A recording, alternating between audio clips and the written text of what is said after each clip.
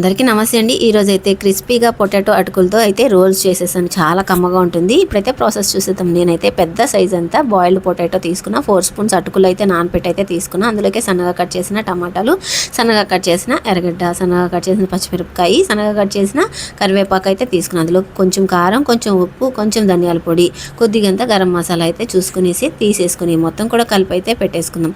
ఇప్పుడైతే మనకు కావాల్సిన షేప్లో అయితే మనం అయితే చేసేసుకుందాం. పిల్లలు ఏ విధంగా ఇష్టపడతారో ఆ విధంగా అయితే చేసుకుందాం. నేనైతే ఇలా చేసుకున్నా. ఇక్కడైతే కార్న్ఫ్లోర్ ఒక స్పూన్ వేసి కారం ఉప్పు అయితే వేసుకుని లిక్విడ్ టైప్లో ఇలా కలిపి పెట్టేసుకున్నా. ఇంకా అందులోకి రోల్స్ని డిప్ చేసి సేమియాని అయితే పై కోటింగ్ ఇచ్చేసి ఆయిల్ హీట్ అయిపోయింది కదా, ఆయిల్లో అయితే వేసేసుకుందాం. ఒక్క 5 నిమిషాలు అలా ఉంచి తిప్పుకుంటూ ఫ్రై చేసుకుంటే మన పొటాటో అటుకులు రోల్స్ అయితే రెడీ అయిపోతాయి అనమాట. అసలు ఎంత కమ్మగా ఉంటాయో, పైన క్రిస్పీగా ఉండి లోపలేమో మంచిగా ఉల్లగడ్డ అటుకులతో చాలా బాగుంటుంది. సాస్తో అయితే ఇంకా బాగుంటుంది.